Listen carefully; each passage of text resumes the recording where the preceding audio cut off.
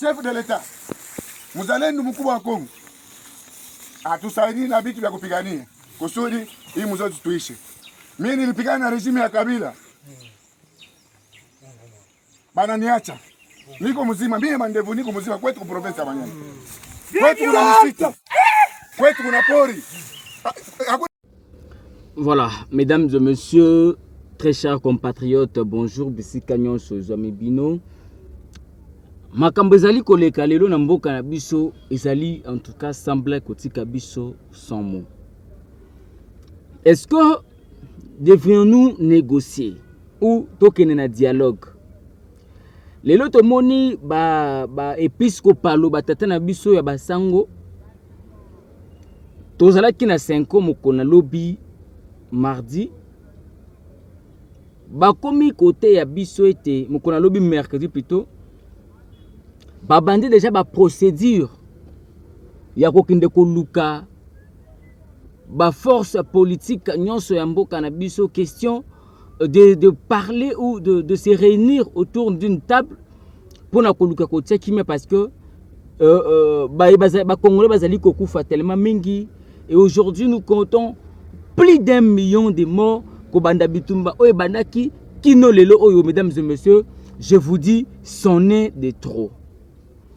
Est-ce que les citoyens, les compatriotes congolais, pour que tous les canaux, ma solo, na dialogue, et belé balobi ete guerre tant que bandaka toye bakayango kasi tant que silisaka toye bakayango te. Et les autres même sont allés très loin pour dire que bitumba to bandaka yango oyebete ennemi na biso zali Rwanda, kasi na katikati ya bitumba okomona Rwanda azwi ba allié oyo ezali susu ko permettre biso tete to si sa bitumba wana entre biso contre l'armée rwandaise. Ne to bakete ba M23 bazali bongo ba supplétif ya armée rwandaise, kasi tala lelo oyo ezali kaka ba M23 te, kasi ezali ba mouvement ebele oyo ba eko bima na sima wana bazali ko prêter main forte na ba mouvement insurrectionnel wana ba M23 ainsi que d'autres mouvements bazali ko terroriser peuple na biso pi mboka na biso. Est-ce que esenga na biso to kende na dialogue to na négociation? Parce que ebele ba Congolais bazali ko bete la corneille nanga maboko.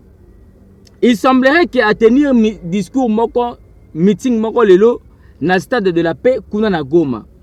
Et puis nous voyons, on ne sait pas si ce sont des images truquées, parce que Corneille nanga zali makas na ba image truquées na équipe communicationnelle na ye. Tomoni ebele ya ba Congolais ba ye na kati ya stade wana pour na ko applaudir, ko soutenir Corneille nanga na mouvement na ya AFC.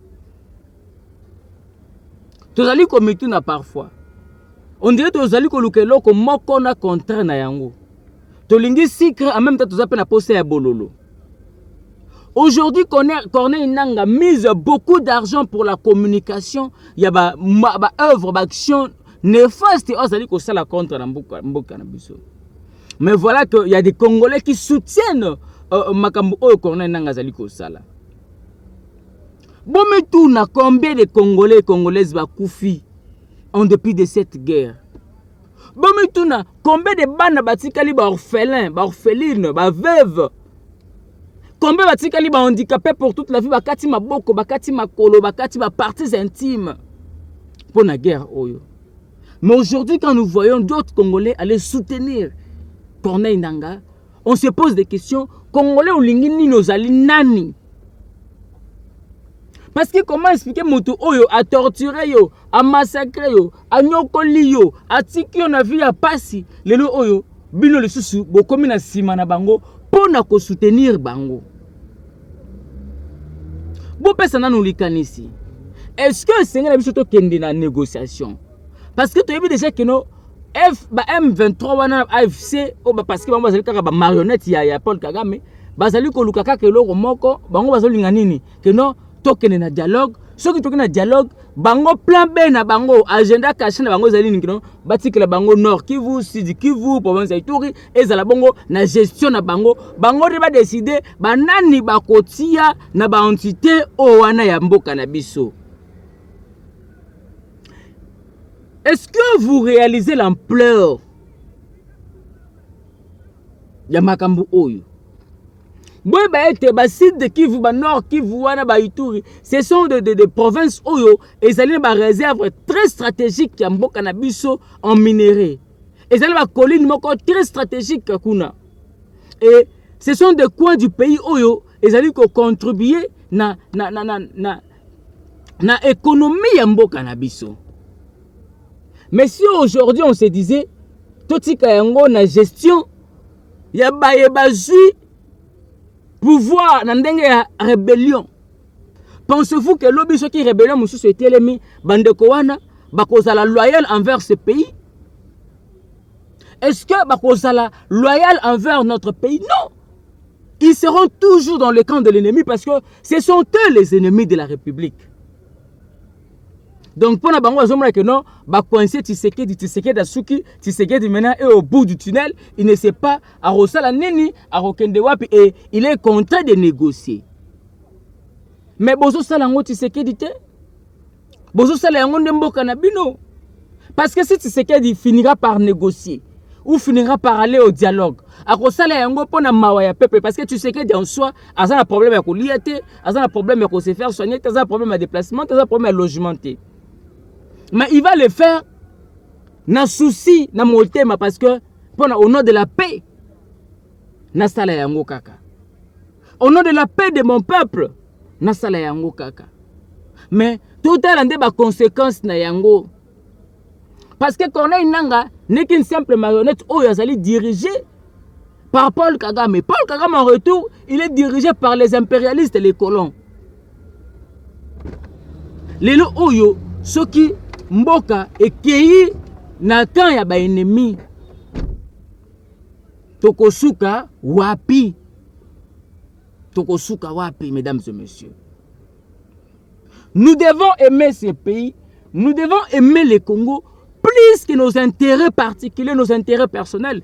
Parti politique ekokufa, autorité morale ekokufa, kasi ekolo na biso tolinga yango. Tolinga Congo koleka ba parti politique, koleka ba autorité morale, mesdames et messieurs.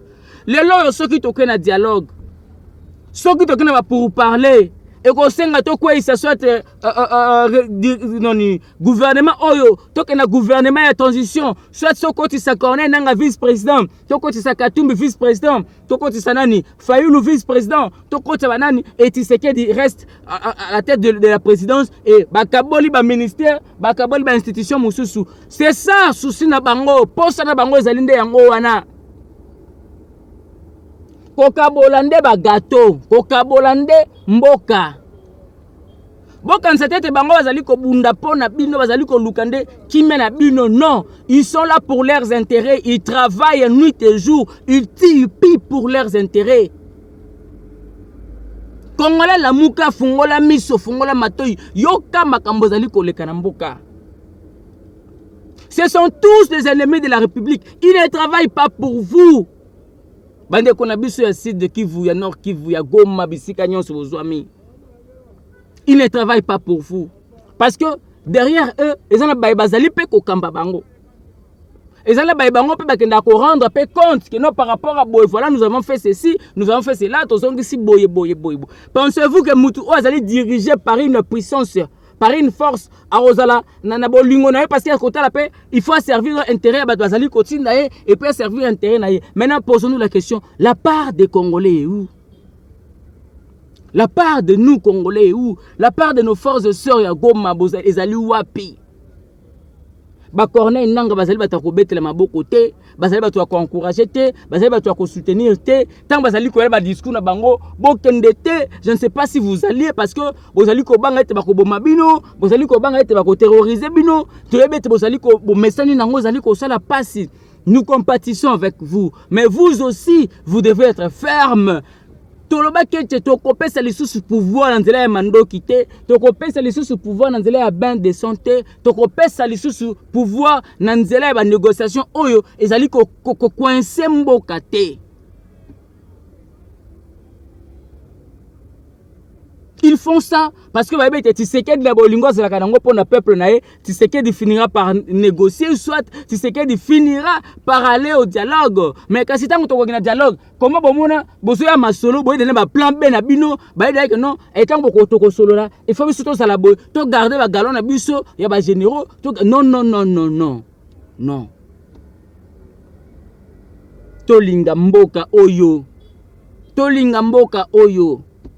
Mboka oyo ba jeune belé ba kufa pona yango ba Rositi Manga, ba Thérèse Kapangala, ba Armatungu, ba Patrice Emery Lumumba, ba kufa pona bon sommet ya mboka oyo, pona libération, pona indépendance ya mboka oyo. Devrions-nous cracher sur le mémoire ba héros na biso ba kufa, mesdames et messieurs.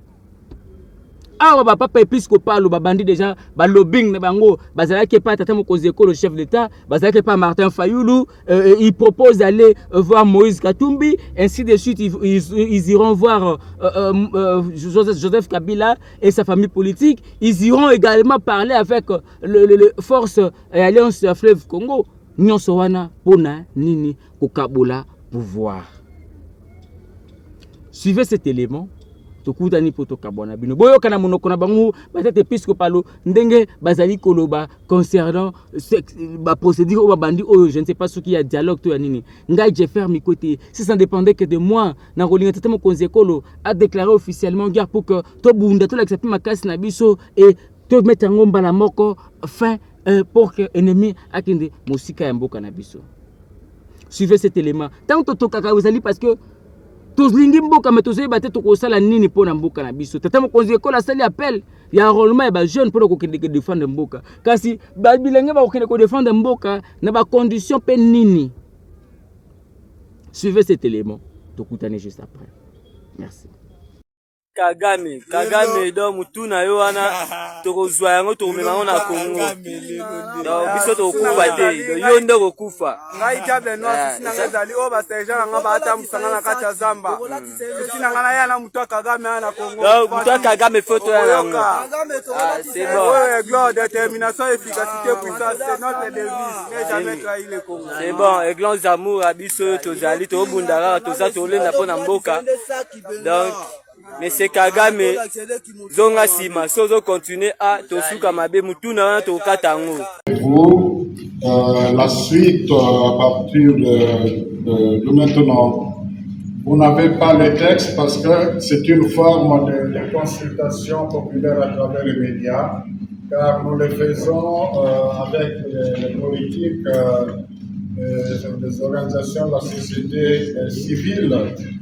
Il s'agit concrètement de présenter les commissions thématiques prévues et leurs objectifs dans l'intention de recueillir les avis.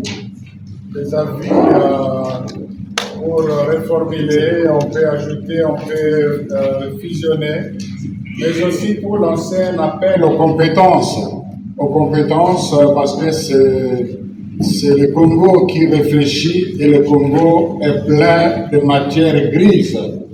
Certainement, les principaux acteurs impliqués vont proposer leurs experts, mais la nation congolaise aussi, qui n'est pas impliquée en politique, a beaucoup d'expertise qu'une telle entreprise ne peut pas tenir compte, donc ne peut pas tenir compte. Commission thématique, axe de travail et objectifs. Défense et sécurité pour la paix. L'objectif, c'est renforcer les dispositifs de sécurité coopérative et lutter contre les groupes armés illégaux. Je crois que demain, vous aurez dans les médias les textes qui pourront servir de référence après avoir tenu compte de quelques observations qu'on aura ici. 2. Diaspora congolaise engagée pour la paix. Objectif, encourager la participation de la diaspora dans les initiatives de pacification et de développement. 3. Paix par la cohésion sociale et interculturelle. L'objectif, c'est promouvoir la réconciliation, le dialogue interethnique et la tolérance culturelle. 4. Paix par l'économie transfrontalière et l'éco-développement. Objectif, mettre en place les mécanismes d'intégration économique favorisant la stabilité et la coopération régionale. 5. Paix politique, institutionnelle et diplomatique. Objectif, renforcer les cadres de coopération interétatique et la gouvernance démocratique. 6. Commission artistes et sportifs pour la paix. Objectif, utiliser la culture et le sport comme outil de sensibilisation et de rapprochement des populations. 7. Plaidoyer mondial pour la paix. Objectif, mobiliser la communauté internationale en faveur de la consolidation de la paix en RDC et dans les Grands Lacs. 8. Universitaires, chercheurs et écrivains pour la paix. Objectif, c'est contribuer à la production des savoirs et d'analyse pour une paix durable.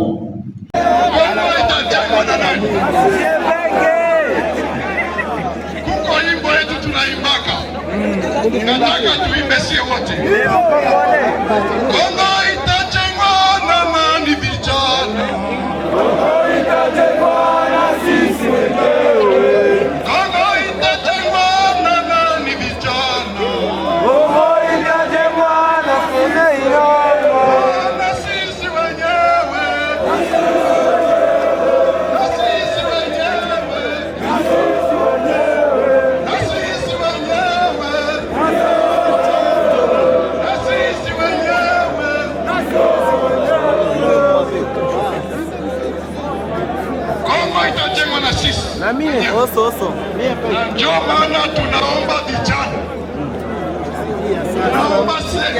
naomba kwa mama tusopome vijana wafike wengi waingie polisi.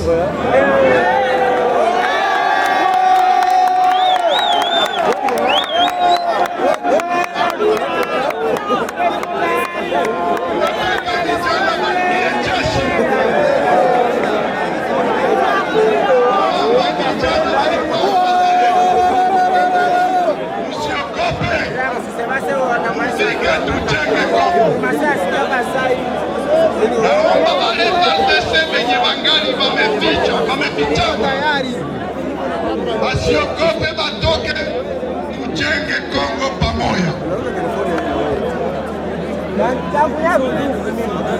Tika nalo bangomana na inga weza kwa bangomana nyosa Sadi unaenda telefone yangu imepasuka, mimi baza kubanga babanga te. Doyez pour la libération, doyez pour toute la sécurité en premier, doyez pour saler la population, doyez pour y battre. Batu bazalaki koyiba bakei, batu bamivi bazali na Kinshasa ya solo banguna bayibaka biso ran bakuluna bakosaka mikolo nyonso. Olingi tokoni lokola bino awa bazali libere. Olingi tosuka na Goma. Hapana! Olingi tokende wapi? Okende wapi? Nazoka bino te. Olingi tokende wapi? Yango ngate tokokende. Yango tosepeli mingi ndenge boyambaki biso. Tosepeli mingi ndenge bana Goma. Olakisi ke oye bimaka na est pepe ekendeke na ouest. Oye bimi na est ekopusana ekokende bisika nyonso.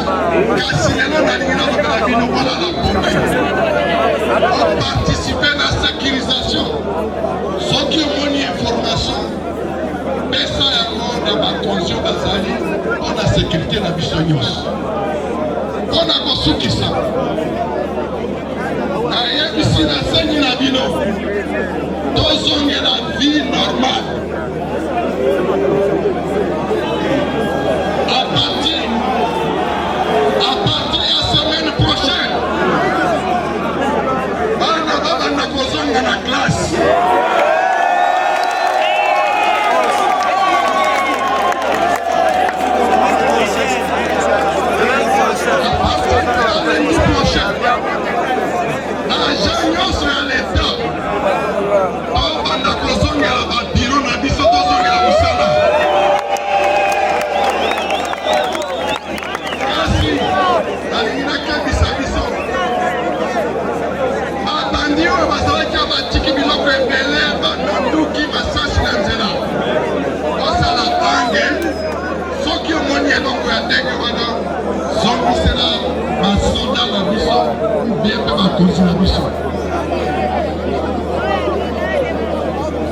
hiyo ni kusema tokea semaine prochaine masomo turudie masomo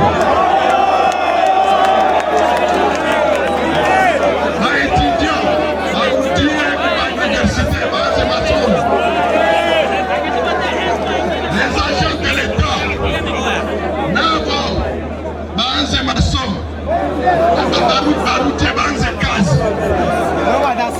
Oso watasoma tena. Businessman. Kazi irudie Aliva.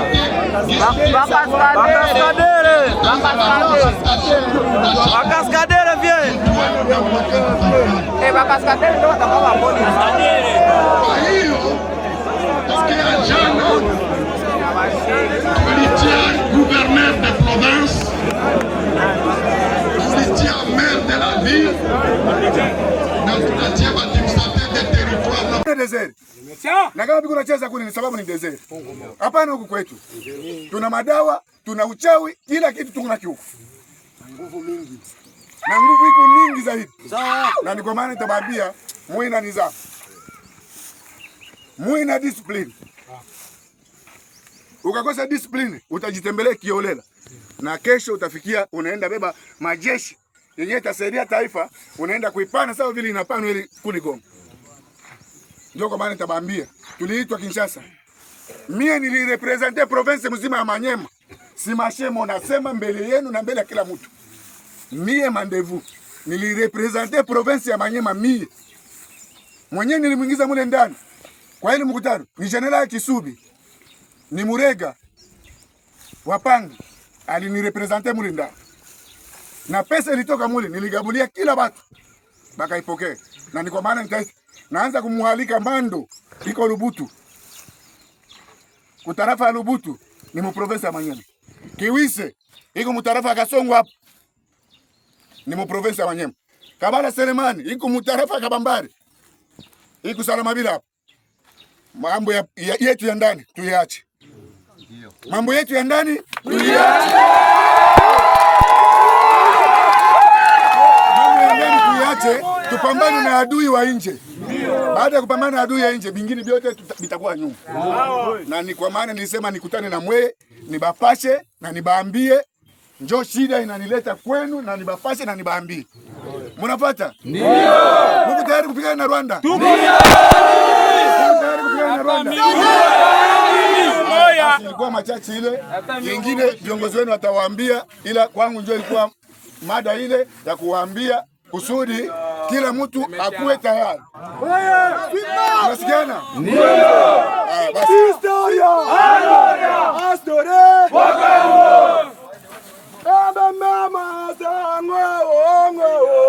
Ebe mama sangwe wanangaisi.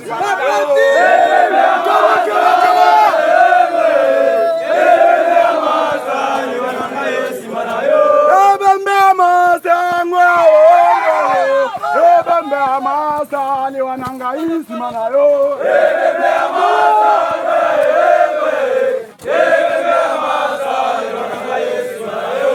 historia historia Fatie suje mukanda tokota Rwanda to bare bango. Fajie pesa manduki to sinye mukanda tokota Rwanda to bare bango. Fajie kamata ule bare bango. Fajie pesa manduki to sinye mukanda tokota mukanda tokota Rwanda to bare bango. mukanda tokota Rwanda to bare bango. Mukanda tokota Rwanda to bare bango. Mukanda tokota Rwanda to bare bango. Hii jeshi yote iko hapa. Pesa manduki. Si uliona mavideo ya Goma? Ndio, huko bakaptile. Bashika majeshi. Batia mugari wanaenda Rwanda. Ndio batabaua. Wala hatujui batabaponya. Inakuwa mambo yao, na yao. Ndio maana discipline kwa soda. Hakuna gundi mbaya hata moja, so kiongozi ndio anakuwa mbaya. Jukumu yenu mwebote na ubaya na uzuri yenu mimi ndio nikaichukua. Sasa kwa kifupi nikuwaambia hivi, ufundishi jeshi yenu kuwa na discipline. Hapana kutembea bontaba.